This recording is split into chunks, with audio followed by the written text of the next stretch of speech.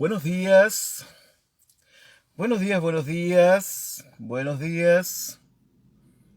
¿Están por ahí? ¿Hay alguien por ahí? ¿Alguien puede oírme? ¿Cómo estás, querida Antonia? Y los navegantes apocalípticos. Me gusta ese nombre, suena como un libro, ¿no?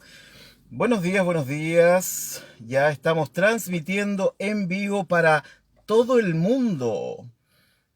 Para 8.000 millones de personas y 2.000 millones de personas que tienen Facebook.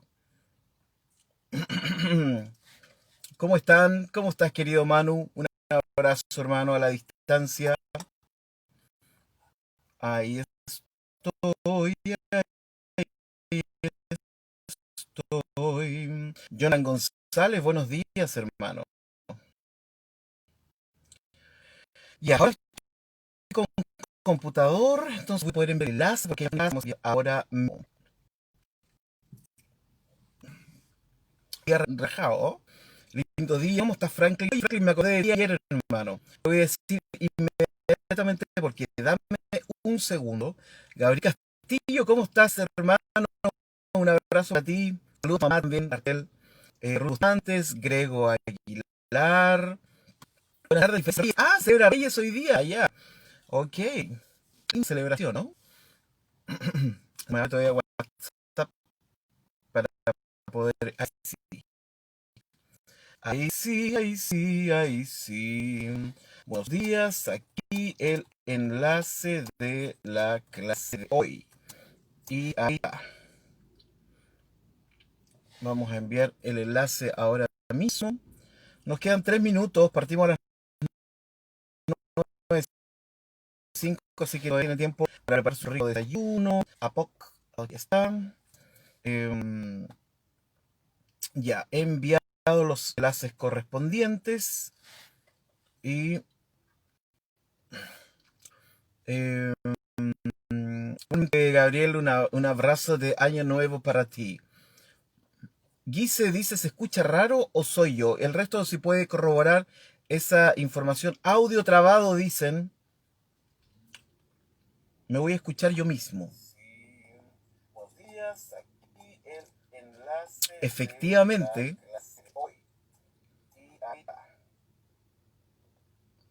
Vamos a enviar el enlace ahora mismo.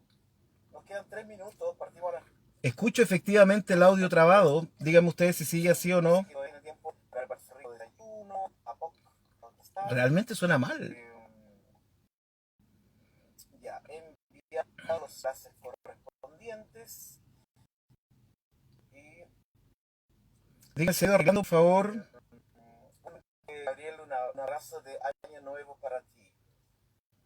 Dice, ¿se escucha raro o soy yo? El resto si puede corroborar. Ahora está bien, ahora parece que se ha ido mejorando. Ya, vayan diciéndome si mejoró la transmisión. Aparte no sé qué puede ser. Ah, mejoró, perfecto, ya, gracias. 9 de la mañana con 4 minutos. Em, Tenemos mucho trabajo hoy día que realizar. Mejoró un poco, dice Sammy. Em, ok, realmente no sé por qué. A ver, me voy a seguir escuchando, ¿ah? Es para ver qué tan trabado está el audio.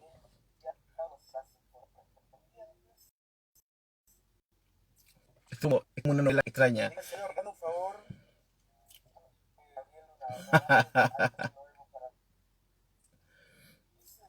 Me sigo escuchando y, y el audio que escucho digo estoy escuchando. Ya, dígame ustedes si mejoró el audio o no, ¿ah? Dígame. Si no, voy a tener que reiniciar mi teléfono. Realmente no sé si es el teléfono o no, ¿ah? Em, Miren, dígame cómo se escucha, si no voy a cambiar de señal. Sigue mal, ¿no? Ya, ok. Vamos a hacer lo siguiente, entonces. Yo no sé, lo vamos a hacer así sobre la marcha, ¿no? Eh, eh, Dígame si sigue saliendo mal. O, ok, sí, sigue saliendo mal, parece, ¿ya? Entonces voy a cambiar de señal. Ese cambio de señal No sé si implicará que se corte Facebook. Ya me voy a quedar solo con, no sé si quedarme con los datos móviles o con el Wi-Fi. Ya voy a desconectar el Wi-Fi. Aquí, aquí me voy. Ya acabo de desconectar el Wi-Fi. No sé si... Dígame si es que me estoy escuchando también al mismo tiempo. Entonces, saqué el Wi-Fi y ahora estoy solo con mis datos móviles. Dígame si se arregló la cosa o no. Si no, me voy al Wi-Fi simplemente. Grego dice que se escucha bien. Bien, estamos bien. Ahora sí, perfecto, ya. Alberto dice que sí, Mario dice que sí, súper bien. Ok, entonces nos quedamos con la señal de los datos móviles. Mm, mm, mm, mm, mm. Parece que mejor.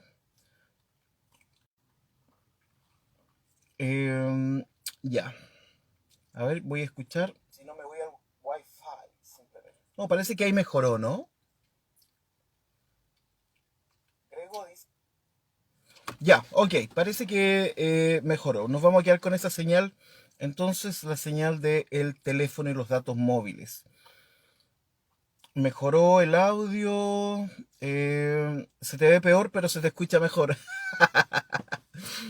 Bueno, lo importante no es mi imagen, ¿no? Entonces, mi sensual imagen no es importante.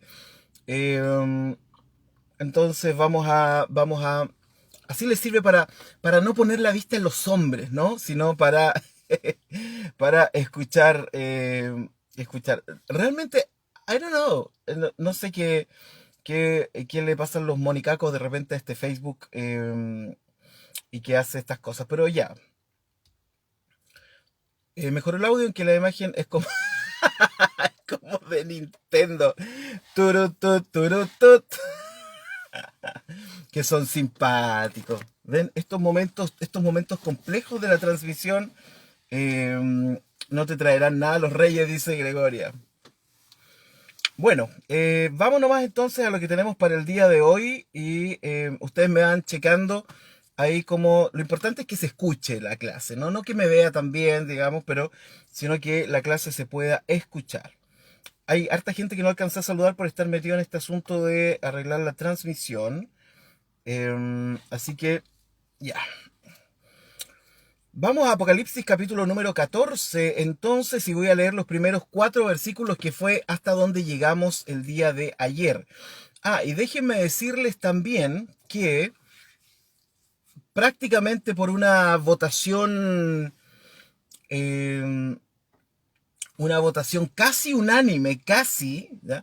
No voy a decir el nombre de quién es el casi, pero todos dijeron, no, vámonos lento nomás con Apocalipsis, yo después salgo de vacaciones y a la vuelta retomamos Apocalipsis. A mí me parece súper bien, no tenemos ningún apuro este año. Ah, mi querido Sensei Jorge dice que está súper bien. Beatriz, ¿cómo estás, querida Bea? Buenos días. Entonces vamos a seguir lentito, ¿no? O sea, vamos a seguir al ritmo que venimos llevando con Apocalipsis y yo después del 15 salgo de vacaciones y cuando vuelva, 6 meses después, no, cuando vuelva entonces retomamos Apocalipsis y lo que viene después, que no les puedo decir ahora, pero les voy a dar una pista, ¿eh? Les puedo dar una pista. No, no les voy a dar ninguna pista tampoco. Peleo solo. Ya, vamos. El cántico de los 144.000. Pucha, mi querido Alfonso no va a poder estar estos 2 días. Me avisó que no iba a poder estar. Así que...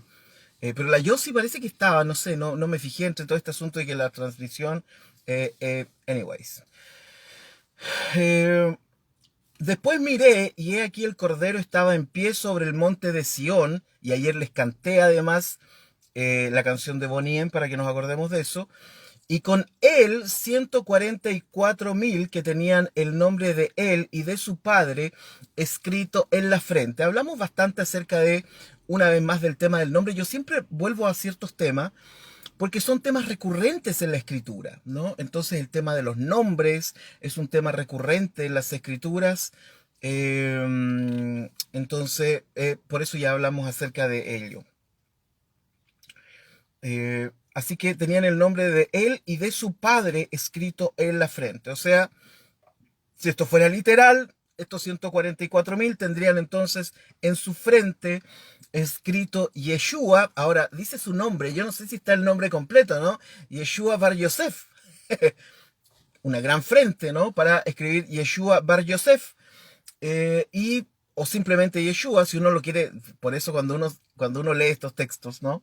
Apocalípticos, simbólicos en su gran mayoría, y los trata de llevar al mundo de lo literal, entonces uno tiene que tratar de ver cómo se las arregla con esto, ¿no? Porque la consecución lógica de seguir pensando en estas cosas y tratar de literalizarlas, entonces es que nos lleva a una cosa más compleja que la anterior. O sea, ¿quién se habría preguntado si el nombre estaba con apellido o no? ¿Se fijan? Estaban sus nombres escritos en la frente, ¿no? Resulta que, por ejemplo, el nombre de una persona era el nombre más hijo de y el nombre del padre, ¿no? Entonces era su nombre Yeshua Bar Yosef, como aparecían en algunos osarios, ¿se acuerdan? Que encontraron en Israel, osarios, estas cajitas como de esta piedra caliza, ¿no?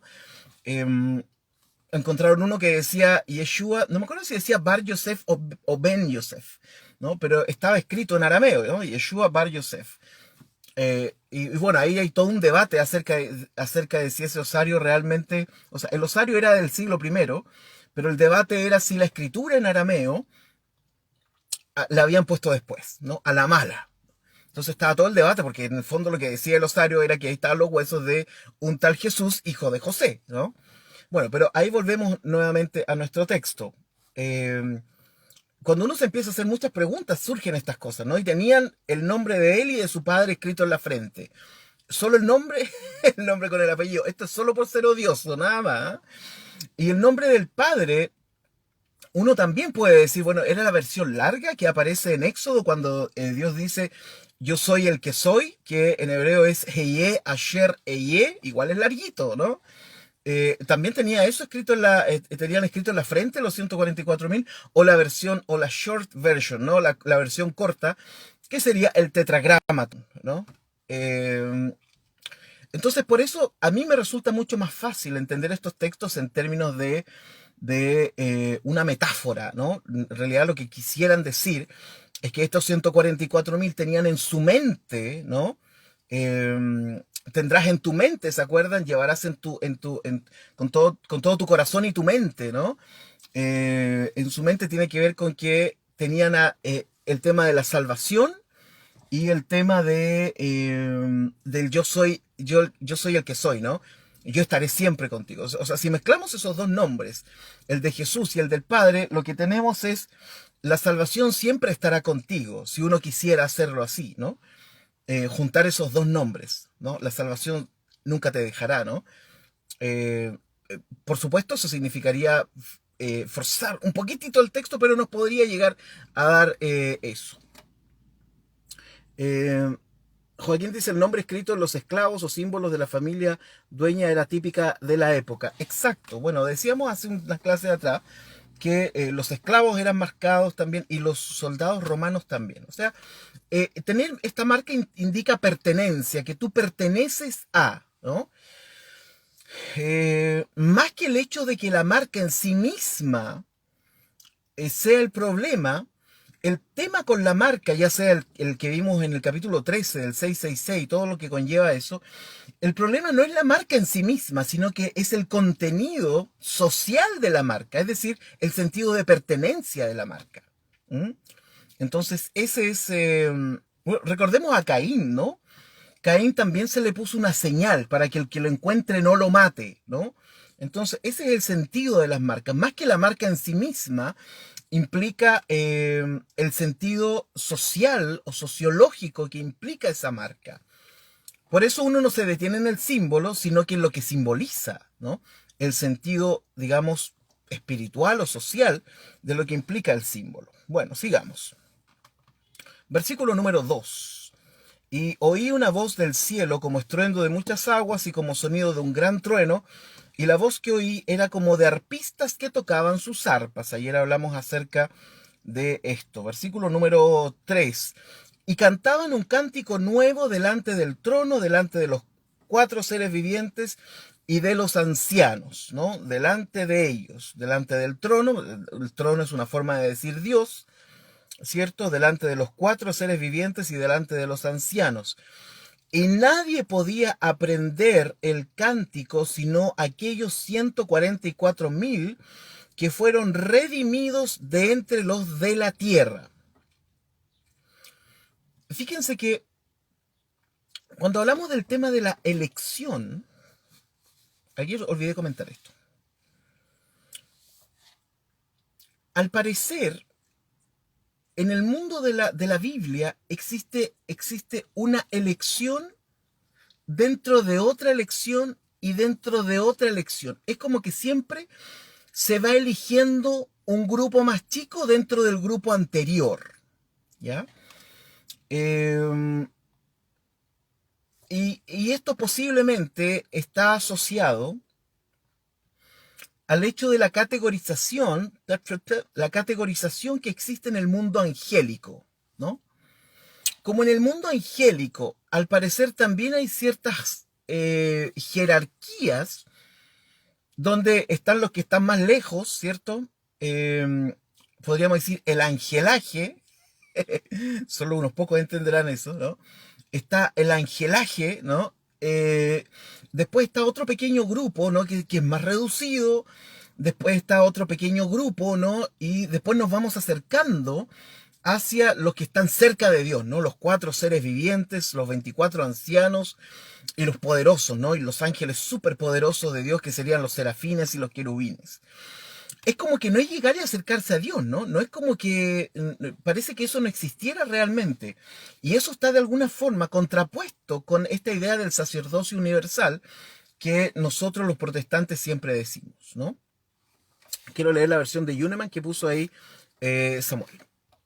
Dice, y cantan como cantan a faz de trono y a faz de los cuatro vivientes y de los ancianos, y nadie podía aprender el cantar, sino los 144 millares, los comprados de la tierra. Gracias. Entonces, cuando vemos estos 144,000, evidentemente no son todos los cristianos del mundo, ¿cierto? En un mundo, por ejemplo, ya lo dijimos hace tiempo, que según las estadísticas modernas, el mundo, la cantidad de gente que había en el primer siglo, eran a lo menos 200 millones. Un buen número, ¿no? Por lo tanto, asumimos que estos 144,000 no son todos los cristianos. De hecho, son puros hombres, ¿no? Entonces, de los cristianos, al parecer surgen estos 144,000 que son como especiales, ¿no? Son como distintos. Fíjense que en el mismo Israel, cuando se separan las 12 tribus y está el tabernáculo, ocurría lo mismo. Estaba el israelaje, ¿cierto? Pero después estaban los levitas, ¿cierto? Grupo más pequeño, más selecto. Después estaban los Kohanim, los sacerdotes, otro grupo más selecto. Dentro de este grupo más selecto, entonces, también estaba el Kohen Gadol, ¿cierto? El gran sacerdote o el sumo sacerdote. Entonces parece que esta cuestión siempre es como cónica, ¿no? Es como que parte de un grupo grande y este grupo se va achicando, se va achicando, se va achicando hasta los que están muy cerquita de Dios. Por lo tanto, estos 144,000 no representarían a todo el cristianismo, por supuesto, sino un grupo selecto, ¿no? Son los especiales dentro del grupo. Fíjense que de hecho en nuestras iglesias también pasa lo mismo, también tenemos una jerarquización respecto de la cercanía, ¿no?, que podemos tener con Dios. En una iglesia tradicional, ¿cierto?, está el pueblaje, ¿cierto? Están después, dependiendo de la tradición, los ancianos, los presbíteros, etc. Están Está los músicos, por ejemplo, una casta especial. No me voy a meter aquí con los músicos, ¿ah? Los músicos, una casta especial dentro de la iglesia, ¿no? Están los ancianos, sí, como que hay una casta dentro de otra casta, ¿no? Hasta que si lo llevamos, por ejemplo, al G12, estarán los 12 que son del pastor. Por eso yo voy a elegir 12 aquí de entre todos ustedes, ¿no? Y cada uno de ustedes tendrá que tener 12. Y esos 12 tendrán que tener 12. Van a ver cómo este grupo se dispara. Eh, entonces, parece que lo mismo, esta misma jerarquización que ocurría en Israel, al parecer ocurre también en el cielo. Ahora, la iglesia tuvo mucho cuidado desde un principio de seguir este ritmo jerarquizante, ¿no? Porque en algún momento Pablo dice todos tienen ministerio, pero ¿dónde es dones y ministerio? Pero fíjense que también de alguna forma está en la mentalidad de Pablo la cuestión de la jerarquía, ¿no? Porque Pablo, fíjense que en un momento dice, miren, todos tienen dones y ministerio, pero la potencia de esos dones y ministerio es distinta. Por ejemplo, una cosa es que yo agarro mi guitarra, ¿cierto? Y puedo tocar Amazing Grace, porque además mantiene el re ahí todo el rato. La toco en re. Entonces, alguien puede decir, Emir tiene el don de tocar la guitarra, pero por supuesto, ¿no? Y toco Amazing Grace, me sé un par de rasgueos y ahí chamulleo otro poco. Entonces tengo cierta potencia y tengo cierto don. Pero si me ponen a tocar al lado de Franklin, o sea, ¿han escuchado a Franklin, no? O sea, Franklin no, ¿cómo decirlo? Para que no suene, nos destrozaría a todos, ¿no? Entonces, en la mentalidad de Pablo, Franklin tiene una potencia, ¿no? en el don distinta de la que tendría yo, ¿no? De alguna forma también hay una jerarquía. De hecho, Pablo mismo se pone en una jerarquía distinta cuando su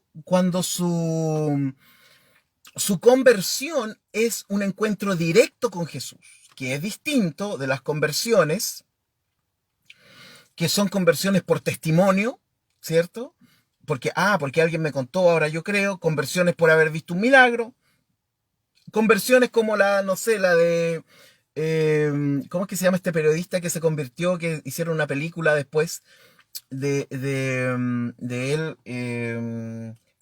Lee Strobel puede ser, el caso de Cristo, creo que él fue, ¿no? En donde él llega a la conclusión, después de un estudio sesudo y concienzudo de las fuentes y todo lo demás, llega a la conclusión de que el caso de Cristo es real. ¿Se fijan?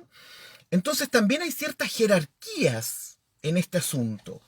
O sea, de alguna manera, también hemos sido influenciados por esta jerarquización de quién está más cerca de Dios. A mí como pastor, ¿cuántas veces me han dicho, pastor, usted que está más cerquita de Dios? ¿Qué?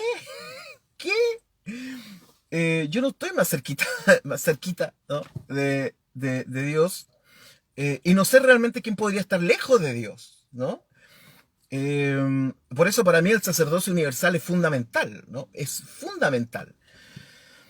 Y sin embargo nos damos cuenta en las iglesias cómo se intenta constantemente la jerarquización, ¿no? Y jerarquización en términos de quién tiene más poder, ¿no?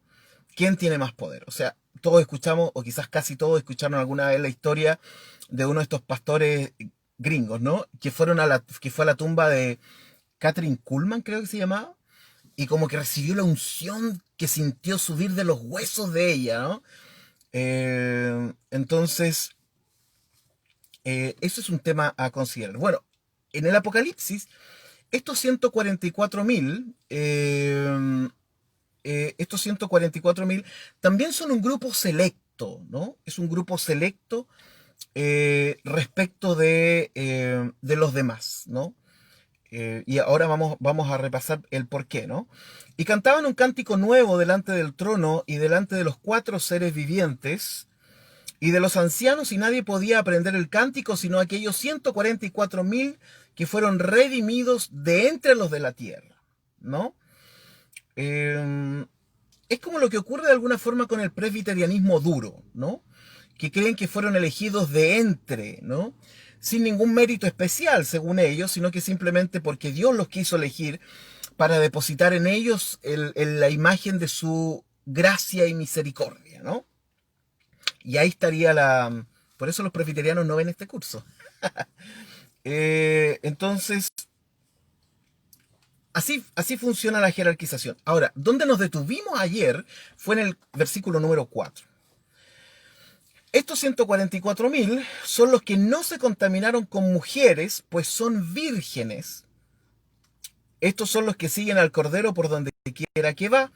Estos fueron redimidos de entre los hombres como primicias para Dios y para el Cordero. Entonces, Jennifer dice, perdón, es que había pucha, hay algunos mensajes que no estoy viendo.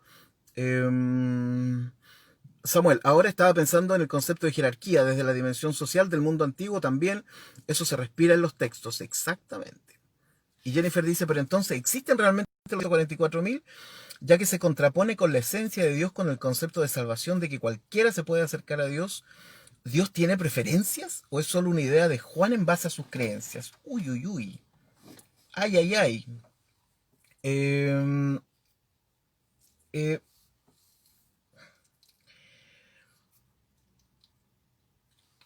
Primero digamos que Juan está dando cuenta de una visión que él tiene. Esta visión es una mixtura entre lo que está ocurriendo en su tiempo y le está poniendo nombre. Entonces aparece el Imperio Romano, el dragón. Después, en los capítulos posteriores, esto se viene dilucidando con más claridad. Es una mixtura entre lo que le está ocurriendo a Juan y lo que supuestamente debería ocurrir en el fin de los tiempos. Y lo que hace Juan es que está uniendo la escatología, el fin de los tiempos, con lo que le está ocurriendo a él. Y eso es una mezcla. De ahí la confusión, de no saber cuándo Juan se refiere, a qué se refiere. Está hablando de su tiempo, está hablando del fin del mundo, porque ambos están mezclados. Para él, esto que está ocurriendo es algo que va a acabar pronto.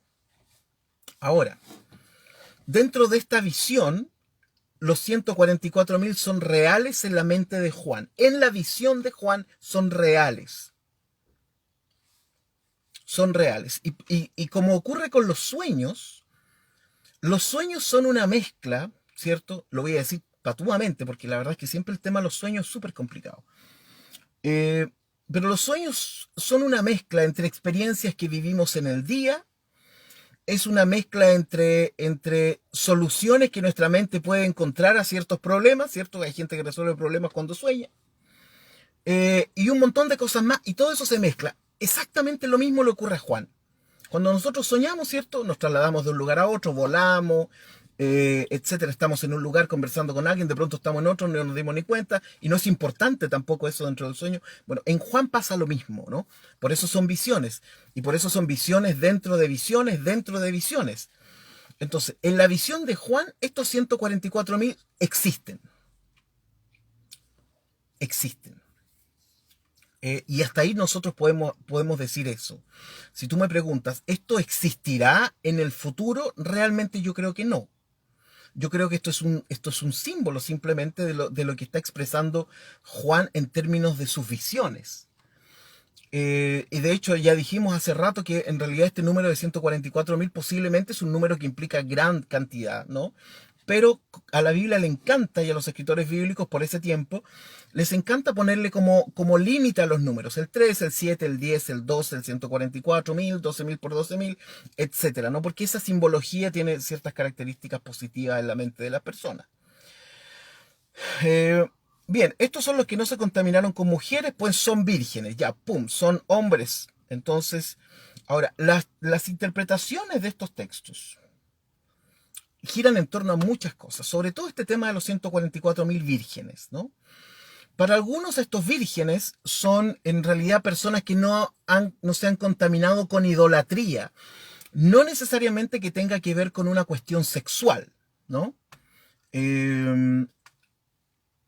Aunque debemos sí decir que en el judaísmo del primer siglo también existía esta idea de que lo sexual o la negación propia de lo sexual, ¿cierto? Era una especie de elevación respecto de tu vida espiritual. O sea, ¿existió eso en el judaísmo? Existió. Tenemos a Juan, ¿cierto? De hecho, tenemos a Pablo que en 1 Corintios dice, ojalá me toleraseis un poco de locura. Sí, dice, toleradme, porque os celo con celo de Dios, pues os he desposado como un solo esposo para presentaros como una virgen pura a Cristo. Eso lo dice Pablo, ¿ya? Y de hecho Pablo en algún momento dice, mira, si no te has casado, no te haces. Porque también están pensando en la inminente vuelta de Jesús. Entonces sí, existe un tema respecto de que se considera la sexualidad como, no como necesariamente impureza, pero sí como una traba para estar más cerca de Dios. Sí, eso existía. Existe en Juan, existe en Pablo, eh, existen los esenios que se fueron a vivir fuera de Jerusalén, cerca del Mar Muerto también, ¿no? Comunidades de hombres, ¿cierto? Que van a vivir para entregarse devocionalmente a Dios. Y existía esta idea, por lo tanto, tendría sentido culturalmente aquí. De hecho, pensemos en la idea de la Virgen María, ¿no? Pensemos en la idea de la Virgen María. En el catolicismo, bueno, el tema de la sexualidad, sobre todo en el catolicismo, es un tema súper complejo, ¿no? Primero por el tema del celibato, segundo cuando surge la pastilla anticonceptiva, los católicos estaban vueltos locos, ¿no? En el protestantismo esta cosa ha sido un poco más sencilla, ¿cierto? Lo llevamos bastante bien, eh, pero en el catolicismo siempre ha sido un tema la sexualidad, ¿no? Eh, entonces, está el tema de la Virgen María. Fíjense que en el catolicismo ha sido tan potente esta cuestión de la sexualidad que la Virgen la mantuvieron siendo virgen por toda la eternidad, ¿ya? En el protestantismo no, nosotros dijimos, ok, fue virgen hasta que nació Jesús y después tuvo más hijos. Eh, entonces, pero sin embargo, para el cristianismo en general, la virginidad de María sigue siendo una cuestión fundamental. O sea, hay una negación de la cuestión sexual, o más que una negación, es como, ok, es lo que hay, ¿no? Pero se sigue viendo como elevada una persona quien se niega a sí mismo, ¿cierto?, sus propios deseos. Ahora quiero decirles algo complicado respecto de esto. Si nosotros pensamos, por ejemplo, que somos sociedades que hemos evolucionado desde la evolución, ¿no? Si nosotros pensamos que somos sociedades que hemos evolucionado, entonces somos sociedades, yo sé que esto les va a sonar súper ateo, pero quiero colocar el punto. Si somos sociedades que hemos evolucionado desde seres vivos más primitivos hasta seres vivos más complejos como lo que somos ahora, entonces la sociedad ha logrado evolucionar como sociedad. No estoy metiendo religión acá ni nada. Como sociedad hemos aprendido a evolucionar desde la negación de nuestros instintos. Y el mayor instinto que tiene, o los dos mayores instintos que tiene el ser humano, instintos, son la reproducción y la supervivencia. Si uno analizara esta cuestión de lo elevado que consideramos negar nuestra instintividad desde un punto de vista evolucionista, sería un bombazo. Porque las consecuencias de esto son terribles. Entonces, a veces yo me pregunto, ¿por qué negamos esto? ¿No? Porque efectivamente vivir en sociedad, vivir con vecinos, vivir con otro ser humano y buscar crecimiento, evolución y desarrollo con estos otros seres humanos implica necesariamente la negación de tus instintos. Y por lo tanto, esta puede ser una extrapolación absoluta de que esta negación de los instintos finalmente se termine viendo como una cuestión tremendamente elevada. ¿Por qué ustedes creen que cuando se habla de los extraterrestres y de todo eso, todos estos monitos son asexuados? Se dice siempre dos cosas de los extraterrestres, que son súper inteligentes y que son asexuados. Entonces, al parecer, en nuestro inconsciente colectivo está esta idea de que si queremos seguir viviendo comunitariamente y desarrollándonos como humanos, tenemos que constantemente negar nuestros instintos básicos. Si esto lo tomas ahora y lo pones en un plano religioso, entonces las consecuencias de esto ya las conocemos. Entonces podemos analizar esto tanto desde un punto de vista de la religión como desde un punto de vista de la biología social, si uno lo quiere. Complicado. Yo sé que esto no es sencillo. Entonces, ahora, entonces, estos son los que no se contaminaron con mujeres, pues son vírgenes. Entonces una opción era que en realidad no habían sido idólatras y por lo tanto ahí podrían ser hombres y mujeres. Esa es una versión. La otra versión es que realmente son vírgenes. Y estos son los que siguen al Cordero por donde quiera que va. Tenemos una nueva jerarquía, ¿no? O sea, no todos pueden estar cerca de Dios, sino que Dios mismo, Jesús, se hace de un séquito, ¿cierto? De personas elevadamente espirituales, ¿cierto? Y etcétera. Algunos católicos interpretaban esto como que eran los sacerdotes, ¿no? Célibes, ¿no? Como el grupo especial. Pero la verdad es que hoy día ya nadie piensa en eso. Como primicias para Dios. Estos fueron redimidos de entre los hombres como primicias para Dios y para el Cordero. Están ahí, ¿no?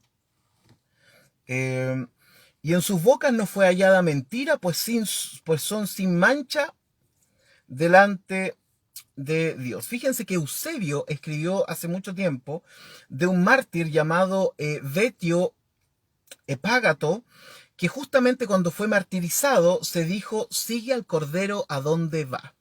Entonces, para algunos, estos que dice el texto aquí, que estos son los que siguen al Cordero por donde quiera que va, para algunos entonces, estos 144.000, en realidad, otra nueva versión, sería que son los que llegaron al martirio, ¿no?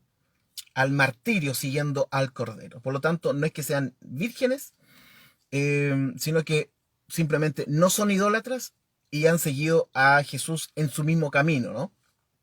El camino del martirio. Y en sus bocas no fue hallada mentira, pues son sin manchas delante del trono de Dios. Bien.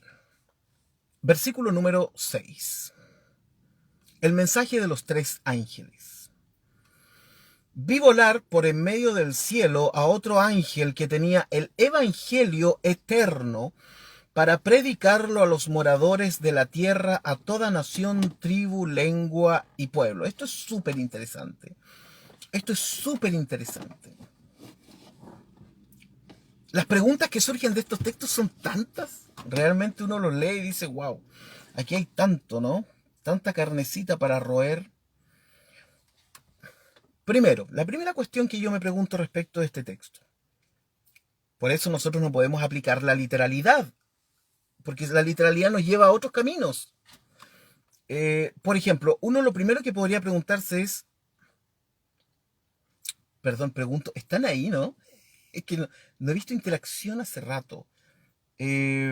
Parece que sí, ¿no? Parece que sí están, ok. No me quiero sentir solo en este principio de año.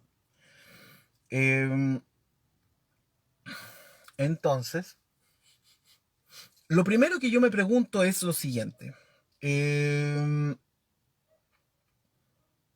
Si yo viera un ángel en el cielo, ¿no sería suficiente para que yo creyera en Dios? Por ejemplo, ¿no? Aquí está lo que dice Yuneman. Y vi otro ángel volando en mitad del cielo, teniendo evangelio eterno para evangelizar a los sentados sobre la tierra y a toda gente y tribu y lengua y lengua y pueblo. Ahí están, qué bueno. Si yo viera un ángel volando en el cielo, ¿sería suficiente? Fíjese que hay una especie de contradicción interna aquí. un ángel que viene a hablarnos del Evangelio eterno, que no es otra cosa que el mundo de lo sobrenatural venido a este mundo, siendo proclamado por un ser sobrenatural. O sea, solo la presencia del ser sobrenatural debería hacerme pensar que hay un mundo sobrenatural y por lo tanto existe un Dios. Desde esa perspectiva no sería... desde esa perspectiva, la verdad es que el Evangelio no tendría mucho sentido si estoy viendo un ángel, ¿cierto? Por tanto, eso es... Alfonso, te escucho con un video y con el otro charla. Alfonso, imagino que te pican los dedos por escribir cosas. Javier dice, ¿le hablas a los vírgenes o a los no también? Yo sé que este grupo también son un grupo especial, ¿no? Un grupo escogido. Somos un pueblo especial. Del otro hermano que está junto a ti. Las virtudes de aquel. Buena, tantas veces la canté esa. Que nos llamó a su luz. Portémonos bien, ordenémonos. Entonces cuando yo pienso en esto, vi un ángel que proclamaba, yo dije, bueno, si veo el ángel ya con eso me basta, ¿no? Pero no.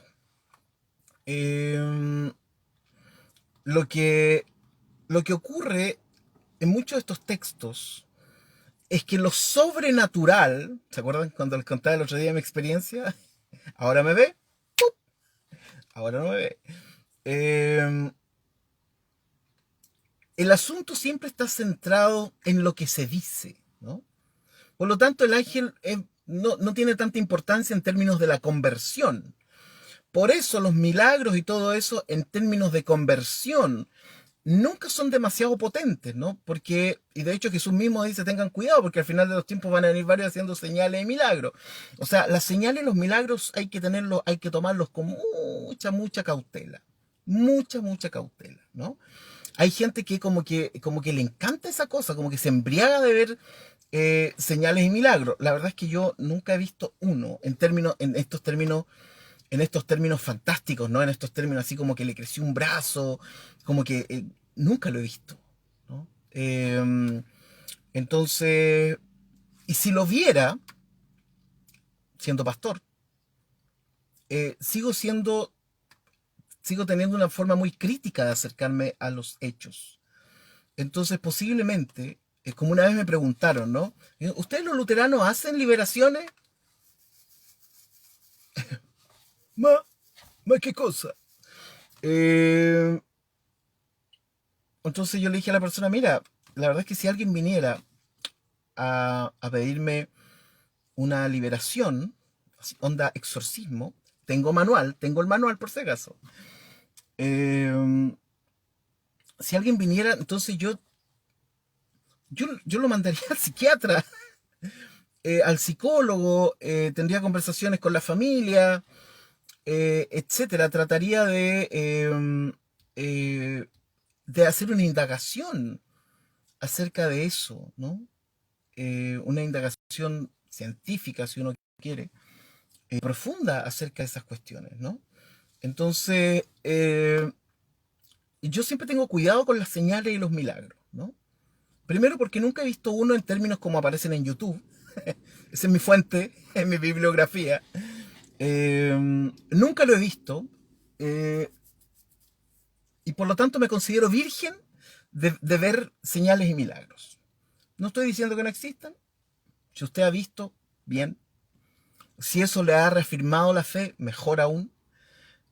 Sin embargo, en el Evangelio todavía las señales y los milagros todavía son tomados un poquito como con pinzas, ¿no? Como con cuidado. Sobre todo porque el mundo de la Biblia es un mundo donde, ya lo hemos dicho en otras ocasiones, el mundo, digamos, está traspasado por las fuerzas espirituales. Entonces, si yo salgo de la casa y el pájaro vuela hacia la izquierda, me va a ir bien, y si vuela hacia la derecha, me va a ir mal. O al revés, no me acuerdo. O si el águila lleva una serpiente en las garras, eso es una señal de algo. Bueno, ese es el mundo de la Biblia, ¿no? En este mundo donde nosotros vivimos ya tenemos otras cosas entonces que considerar. César dice que vio una lagartija que le, que le creció de nuevo la cola. Ok, esa es la primera pregunta. Si yo veo un ángel predicando el Evangelio, ¿no me sería suficiente para creer? Al parecer en el Apocalipsis no. Que tenía el Evangelio eterno para predicarlo a los moradores de la tierra, a toda nación, tribu, lengua y pueblo. Bien, hasta ahí vamos súper bien. Versículo número 7. Y esto era lo que decía a gran voz. Uno lo que espera de este texto es que, y por eso es súper interesante, lo que yo esperaría es saber qué es lo que dice el ángel. Porque nosotros ya tenemos un conocimiento de lo que es el Evangelio, ¿cierto? Están los 4 evangelios, está la predicación de Jesús, etcétera. O sea, tenemos 4 elementos textuales para clarificar y verificar qué es el Evangelio. Entonces, viene este ángel que tiene el Evangelio eterno y lo predica a todo el mundo y dice a gran voz, ¿no? Temed a Dios y dadle gloria, porque la hora de su juicio ha llegado, y adorad a aquel que hizo el cielo y la tierra, el mar y las fuentes de las aguas. ¿Le pasa lo mismo que a mí?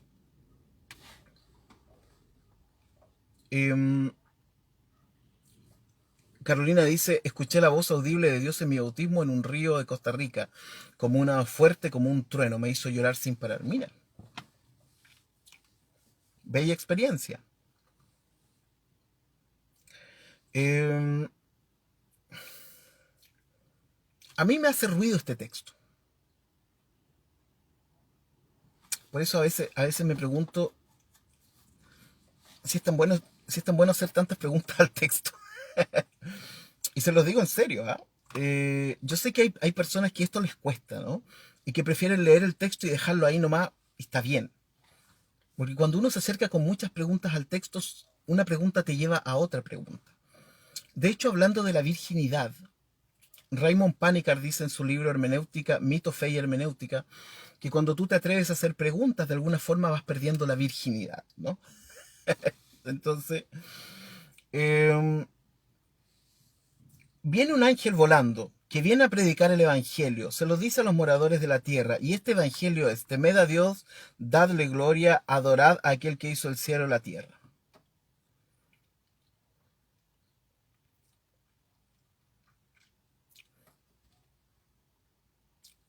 Evidentemente, si yo comparo esto al Evangelio de Jesús,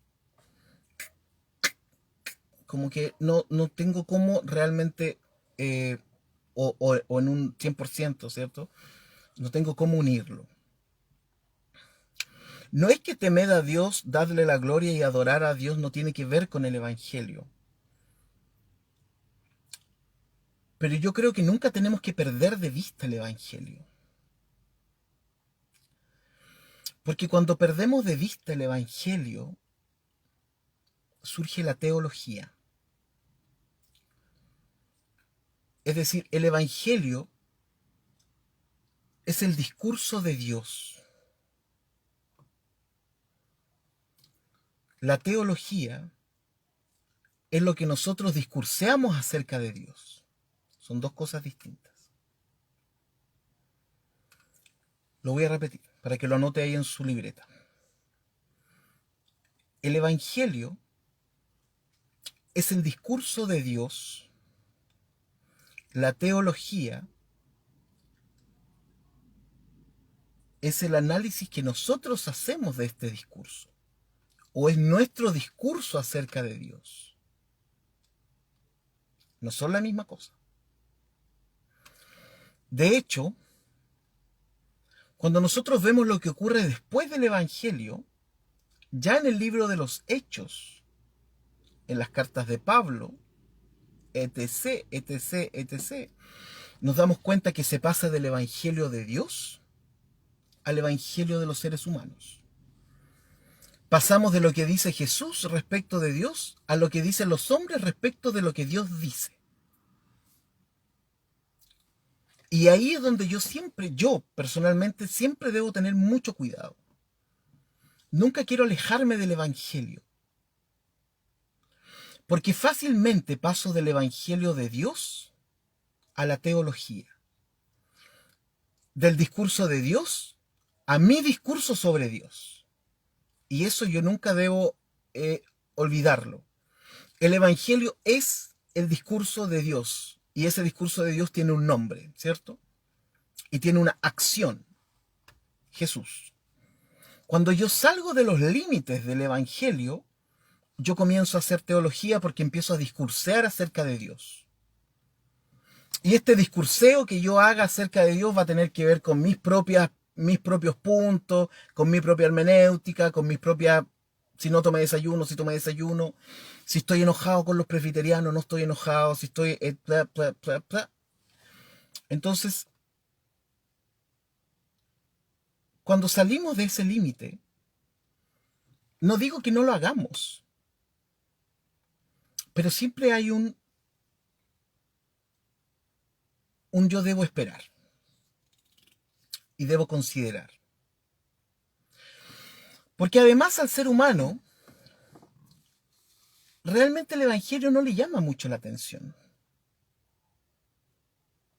Porque por un lado es muy sencillo y por otro lado es súper complicado. Su complicación radica en su sencillez. Y por lo tanto nosotros buscamos elementos que sean menos complejos. Y las cuestiones menos complejas para el ser humano son las cuestiones que tienen que ver con el pensamiento y no con la acción. El Evangelio es una acción. En el Evangelio prácticamente no hay teología.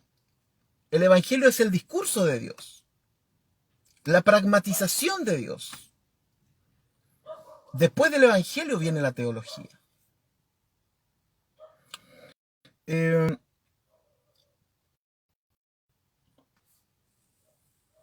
Alfonso dice, las cartas de Pablo son anteriores a los evangelios. Exacto. Pero el evangelio es anterior a las cartas de Pablo. Vamos a discutir esto después, Alfonso, una vez más. Eh, entonces, yo creo que ahí hay ciertos límites que yo personalmente respeto, ¿no?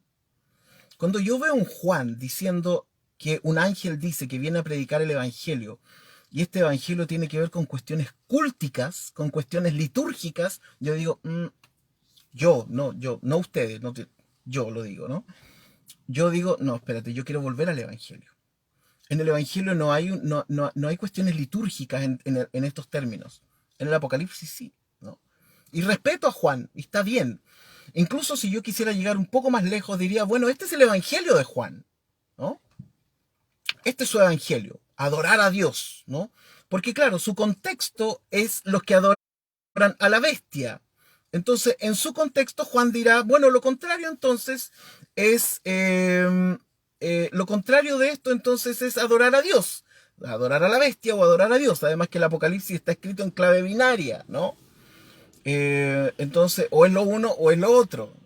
Entonces, en este momento, el Evangelio para Juan es ese, adorar a Dios, ¿no? Dadle la gloria, temed a Dios.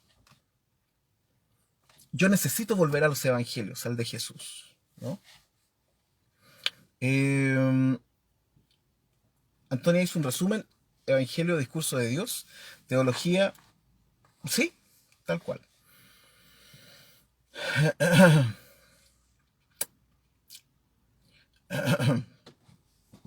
Alfonso dice, pero el evangelio lo conocemos por los evangelios, que son textos teológicos y con agenda propia. Luego, no es posible separar el evangelio de la teología. Sí, es una buena frase, ¿no?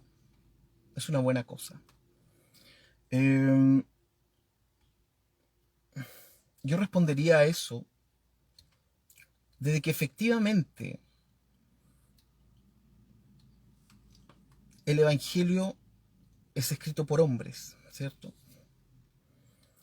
Pero sin embargo, estos hombres son los que estuvieron más cerca de Jesús. Y por lo tanto sigue siendo, en un sentido mínimo, si uno quisiera, el discurso de Dios. Posterior, y por eso yo dije, terminan los evangelios en nuestras Biblias, en términos Biblias, ¿no? Terminan los evangelios y comienza la teología. Hechos, ¿cierto? ¿Quiénes son parte de la iglesia? ¿Qué tienen que hacer para ser parte de la iglesia? Etcétera. ¿no? Entonces, esas son dos cosas importantes. Una cosa es el Evangelio de Dios, otra cosa es la teología. Eh, Obviamente dentro de los evangelios hay teología. De hecho, si pensamos en el Evangelio de Juan, es uno de los más teológicos, escrito muchísimos años después de la vida de Jesús. ¿Por qué quiero poner el punto ahí? Porque hay una diferencia. Fíjense que Pablo mismo dice que Jesús es el Evangelio de Dios. Y Jesús dice que lo que él dice es el Evangelio. O sea, ya notamos una diferencia ahí, ¿no? Bueno, esto daría para mucho más. Entonces, el Evangelio de Juan, yo no sé si comparto totalmente contigo, Alfonso, lo que colocaste aquí de que el Evangelio de Apocalipsis es que Dios va a librarnos del mal a salvarnos. Yo creo que cuando termine el Apocalipsis voy a poder tener quizás una conclusión acerca de este Evangelio, ¿no? Pero hasta aquí, el Evangelio de Juan es, en pocas palabras, el Evangelio para Juan, en este punto, es una cuestión litúrgica. Es decir, tiene que ver con la cuestión del templo, tiene que ver con la adoración, tiene que ver con el temor y tiene que ver con darle la gloria a Dios.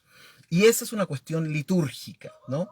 Si yo lo comparo con el Evangelio de Jesús, digamos, Jesús, Jesús nos quiere llevar de vuelta a Dios. El Evangelio de Juan nos deja en un estado de adoración respecto de Dios. Hay una pequeña línea que divide una cosa de la otra. Interesante, ¿no? Versículo número 8. Estábamos en el 7, ¿no? Ah, sí, estábamos en el 7. Versículo número 8. Y otro ángel le siguió, segundo ángel, diciendo, ha caído Babilonia, la gran ciudad, porque ha hecho beber a todas las naciones del vino del furor de su fornicación, ¿no? De su fornicación. Bueno, esto usualmente ya está bien asociado a Roma, ¿no? Roma que hizo beber a todas las naciones del furor de su fornicación. Fornicación en estos términos, siempre hay cuestiones sexuales aquí, ¿no? ¿Por qué? Bueno, porque desde el Antiguo Testamento la relación de Dios con su pueblo es como es una relación amorosa y bastante cercana si uno quisiera, ¿no? Derechamente es como una cosa muy sexual. Está el Cantar de los Cantares, pero no solo eso, además los místicos judaicos, después con años posteriores, también entenderán y para todos los místicos, ¿ah? El acercarse a Dios tiene que ver con connotaciones que tienen un poco de sexualidad. Entonces, no debe ser extraño para nosotros leer acerca de esto. Así que este otro ángel, este segundo ángel que dice ha caído Babilonia, la gran ciudad, porque ha hecho ver a todas las naciones del vino del furor de su fornicación. Juneman dice, y otro segundo ángel siguió diciendo, cayó Babilonia, la grande, que del vino del furor de su ramería, abrevadas tiene todas las gentes. Sigo sintiendo un tonito misógino, ¿no? En Juan. Vamos a tener que seguir viendo un poco más adelante acerca de esto. Y hasta aquí llegamos, porque son las 10, otra vez me pasé unos minutos, pero espero que hayan disfrutado esta clase. Por supuesto, siempre hay cuestiones que a uno lo ponen en tensión, ¿cierto? Entonces, claro, infidelidad a Dios, exactamente, Luis Cuevas. Así que yo como siempre pasándolo súper bien, que tengan una gran jornada, que lo pasen bien, sigan estudiando Apocalipsis en sus casas, síganlo leyendo y vamos a continuar mañana. Bueno, mañana vamos con el mensaje del tercer ángel y vamos a ver qué ocurre en ese lugar, qué es lo que pasa con el tercer ángel y vamos a ir al famoso lago de fuego y azufre que arde por los siglos de los siglos. Tema complicado. Mañana lo vamos a ver entonces. Ya, les mando un abrazo, que estén súper bien. Voy a leer todos sus comentarios ya ahora cuando terminemos la transmisión. para poder dejarles tiempo de ir a tomar desayuno o descansar o seguir trabajando los que están en eso. Ya, que estén súper. Les mando un abrazo y si Dios quiere nos vemos mañana a las 9 de la mañana. Un abrazo para cada uno y cada una de ustedes.